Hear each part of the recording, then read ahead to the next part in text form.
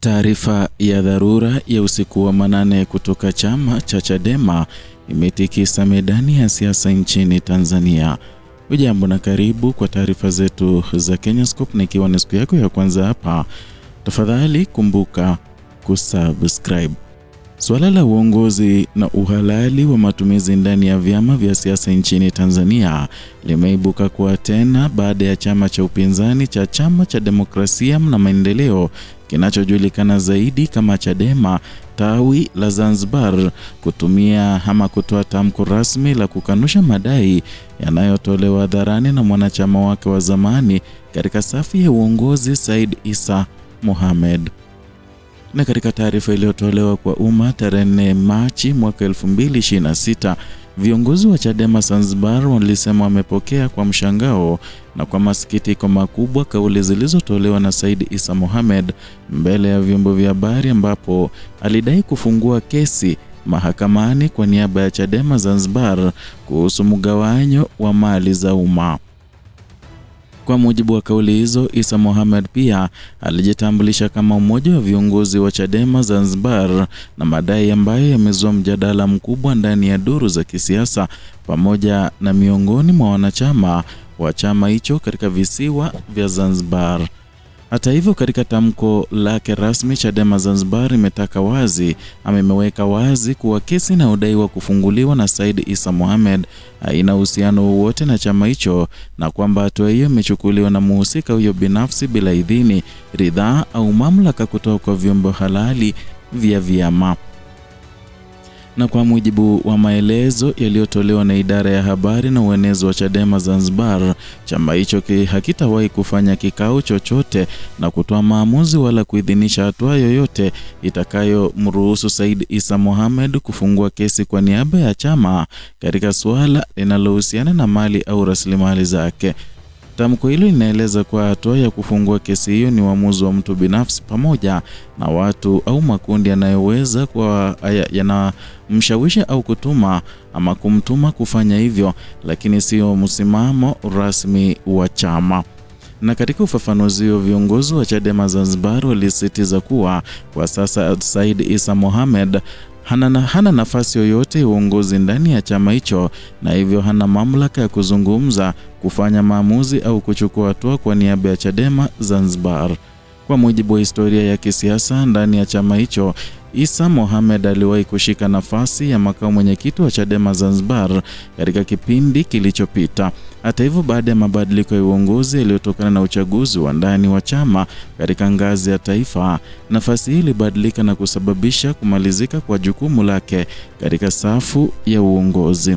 Kwa mujibu wa katiba na kanuni za chama hicho, mtu ambaye hana nafasi ya uongozi ana mamlaka ya kutoa kanuni au kauli au kufanya maamuzi yanayowakilisha chama bila idhini ya vyombo halali vya maamuzi.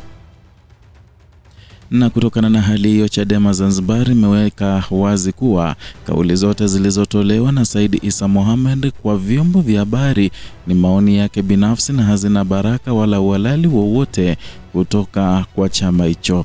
Chama kinasisitiza kuwa hakiuziki tena na kwa namna yoyote na madai, maamuzi au hoja zilizotolewa na mhusika huyo katika mazungumzo yake na wanahabari.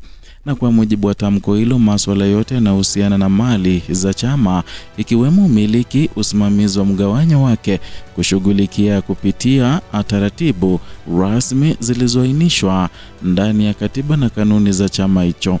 Na viongozi wa Chadema Zanzibar wanasema utaratibu huo unahusisha vyombo halali vya chama ambavyo vina mamlaka ya kufanya maamuzi kwa niaba ya wanachama na taasisi nzima ya chama.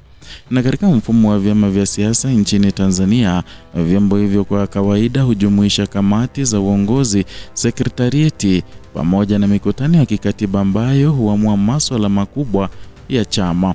Na kwa sababu hiyo, Chadema sasa imesisitiza kuwa masuala ya mali za chama hayawezi kuamuliwa na kuanzishwa na mtu mmoja binafsi nje ya mfumo huo wa kikatiba.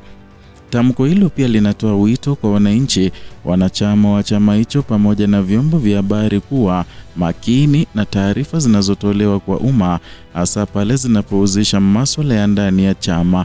Viongozi wa chama hicho wameeleza kuwa taarifa sahihi na halali zinazohusu msimamo wa Chadema Zanzibar hutolewa kupitia viongozi waliopo madarakani pamoja na idara rasmi za chama. Na katika hatua nyingine, chama hicho kimewataka wanachama wake kuendelea kudumisha mshikamano, nidhamu na kuheshimu katiba ya chama pamoja na taratibu zake za kiutendaji. Kauli hiyo inaonekana kulenga kuimarisha utulivu wa kisiasa ndani ya chama hicho, hasa katika kipindi ambacho mijadala ya ndani ya vyama vya siasa imekuwa ikiongezeka katika maeneo mbalimbali nchini. Aidha, Chadema Zanzibar imeonya kuwa haitasita kuchukua hatua za kikatiba na kisheria dhidi ya mtu au watu watakaobainika kutumia vibaya jina la chama kwa maslahi binafsi au kwa lengo la kupotosha umma. Hatua hii inakuja wakati vyama vya siasa nchini Tanzania vikiendelea kuweka msisitizo mkubwa katika kulinda taswira na uhalali wa taasisi zao mbele ya wanachama na jamii kwa ujumla. Na katika mazingira ya kisiasa ya Tanzania, migogoro ya ndani ya chama mara nyingi huibua mjadala mpana kuhusu uongozi, uwajibikaji na ufuataji wa katiba za vyama husika. Kwa upande wa Chadema, chama hicho kimekuwa moja ya vyama vikuu vya upinzani nchini Tanzania na kimekuwa na historia ya mijadala ya ndani kuhusu mwelekeo wa kisiasa pamoja na uongozi wake katika ngazi mbalimbali. Na katika visiwa vya Zanzibar, shughuli za vyama vya siasa zimekuwa na umuhimu mkubwa katika mchakato wa kisiasa, hasa kutokana na historia ndefu ya ushindani wa kisiasa katika eneo hilo. Na kwa hiyo taarifa kama hii kutoka kwa Chadema Zanzibar inaonekana kuwa na lengo la kuweka wazi msimamo wa chama ili kuepusha mkanganyiko miongoni mwa wanachama pamoja na wananchi wanaofuatilia siasa za visiwani humo. Kwa mujibu wa taarifa hiyo, tamko hilo limetolewa rasmi na mkuu wa idara ya habari na uenezi wa Chadema Zanzibar ambaye ni Hamad Musa Yusuf, na katika nafasi